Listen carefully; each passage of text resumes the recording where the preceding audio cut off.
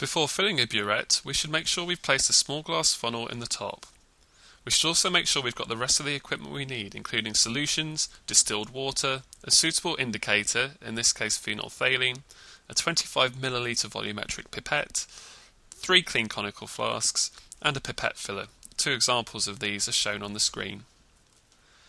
Here we're going to use a more traditional rubber bulb pipette filler, which should be attached carefully to the end of the pipette. It's important to hold the pipette close to the end attached to the pipette filler to reduce the risk of breakage. Now we can press the appropriate button on the pipette filler and gently squeeze the bulb to expel the air.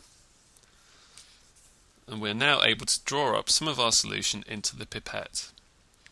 We place the pipette into the solution and we press the appropriate button on the filler, and this draws the solution into the pipette.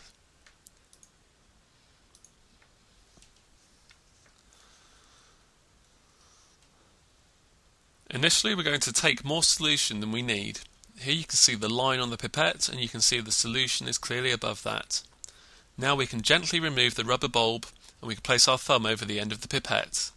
Now by gently moving our thumb we can release the solution in a carefully controlled manner until the bottom of the meniscus is touching the line on the pipette.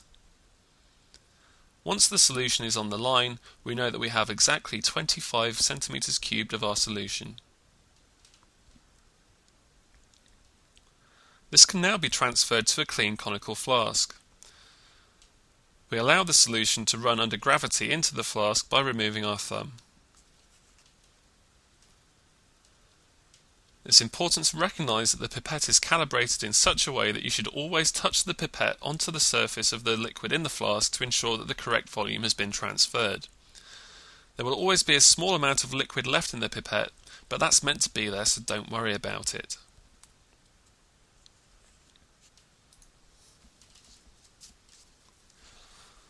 One safe way of filling a burette is to clamp it and place the clamp stand on top of a stool. This allows you to look at the burette at eye level. You will be given guidance on what's expected of you at this point.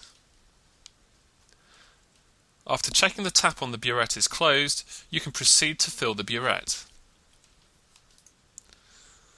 It's sensible to lift the funnel out slightly as this prevents spluttering of the solution.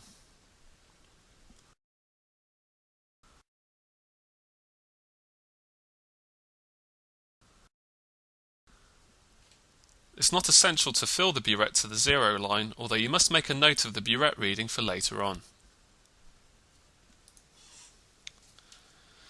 Before carrying out the titration, we need to add a few drops of indicator, which in this case is phenolphthalein. It's important not to add more than 2 or 3 drops of indicator, as you don't need it.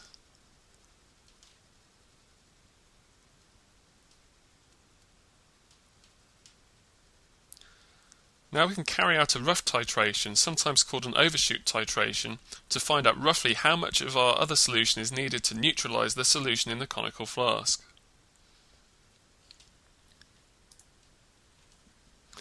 This is done by adding the solution from the burette until we see a permanent color change.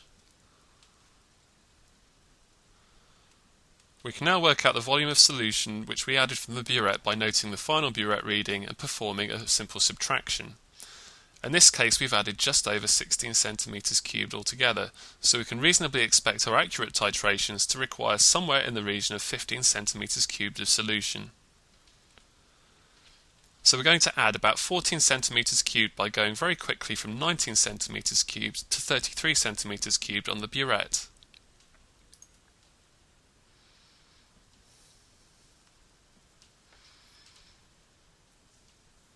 Here you can see the solution running in quickly.